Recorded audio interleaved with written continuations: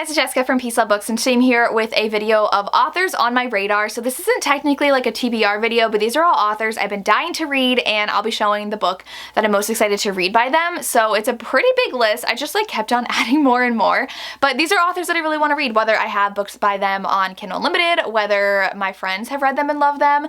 I need to get to them, and it's been hard for me to get to these books because I have so much on my TBR, but definitely check these authors out because I can't wait to read them, and hopefully you find new ones that you're excited to read too. So the first author I have on here is actually Carrie Aarons. There was a follower that had messaged me and said because I love marriage and trouble romances, I would really love this one, and this one is by Carrie Aarons. That's all I know about the romance. She did recently message me about a book coming out too that sounds really good, and I'm excited to read that. She has a new release, I believe, in June, if not in July, and the arc would come in June. I don't remember which one, but if you say marriage and trouble, I am like, absolutely yes, please. So Carrie Aarons is someone I also think I've had a couple books from in the past that I never got to, so she's been on my TBR for way too long, so definitely want to read her. Another one I really want to read is Cali Heart. I know that Tori absolutely loved Requiem, and this one I think is new adult, but this is one that I don't know like anything about the plot.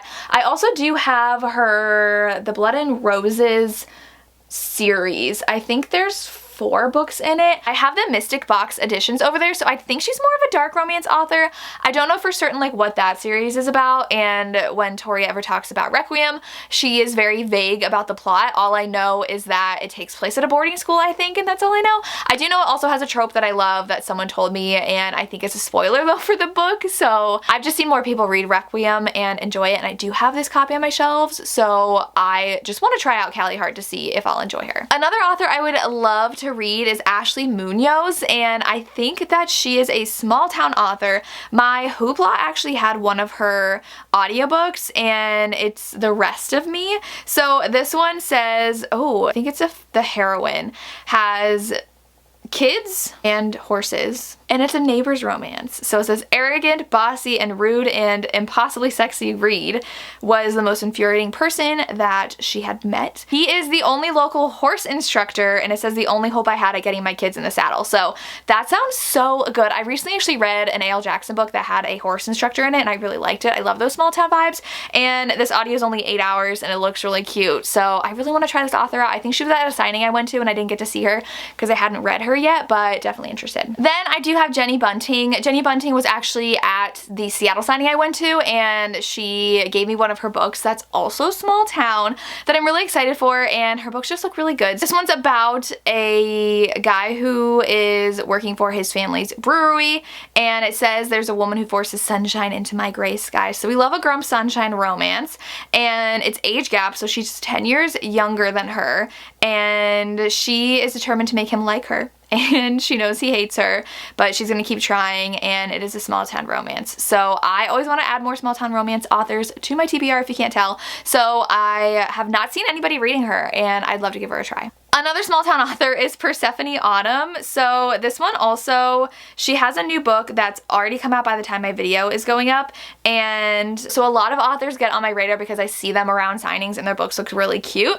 And so Persephone Autumn was at the Seattle signing as well, so I think I have one of her books out on KU, but her new one is Depths Awakened. Depths Awakened is book 1 in her Lake Lavender series, and this one has a heroine who lost her mother, and her world is flipped upside down. So she's ready to explore life outside of her home, and she's ready to move forward, and a girls' night out is going to change everything, and he has lost love in his past, so he has refused to let anybody in, and obviously they are going to fall in love. This sounds really emotional, so it sounds like two people who have had a lot of hurt in their past and not wanting to let anybody in end up letting each other in. So hopefully I enjoy that one. I'm excited to try her out as well. Like I said, I also really love the covers, and like I said, I am so into small town lately that I want to read it. Next I have LA Cotton. So this one is a hockey romance author. There was, I think, Break the Ice, and then On the Ice is her new one. I know at least the first one has a curvy heroine, and I think it's brother's best friend or best friend's brother. It's one of those tropes, but I know Tori read the first one and really liked it, and the audio is narrated by Teddy Hamilton, which I need to get my hands on that audio, and book 2 is coming out soon, so that's really exciting. I want more hockey romances in my life, and the more I see one around, I'm like, I need to read that now. So this one's at the top of my TBR as well. Then I have Jessie Hall. I know Cheyenne from That Tell Book Girl loves Jessie Hall, and Jessie Hall is definitely a dark romance author, so we have That Sick Love, and then Hawk.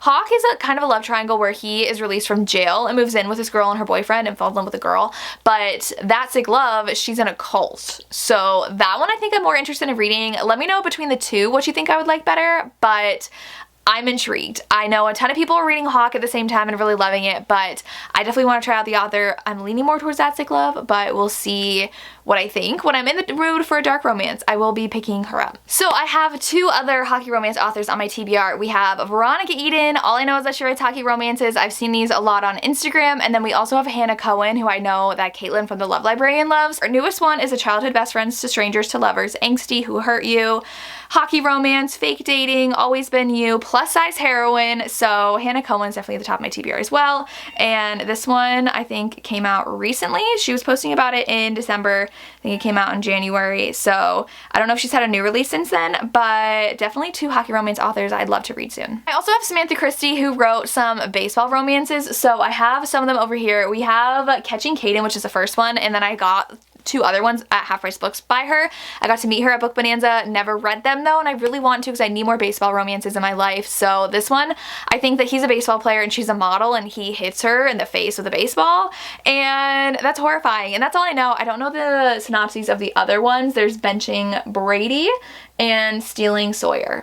So I love the sports names and I love baseball romances, so hopefully I can get to those soon. I also have Amy Leah, so I have been seeing X's and O's around everywhere, and I think that Set On You was the first one I saw by her. That one didn't look like too exciting to me, but I think all of hers have to do with some sort of influencer. So X's and O's, I'm pretty sure, is a book influencer. So she like posts about books and is on social media, and I'm scared because as someone who does that, I'm very judgmental. Like anything that has to do with things that I know a lot about, I'm like extra sensitive about things that they do right.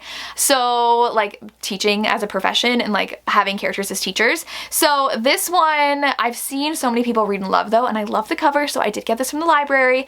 We'll see if I enjoy it, but it sounded fun, so I decided why not. Then I have Sarah Adams. This one I actually just got the pink book, which is a new one by her.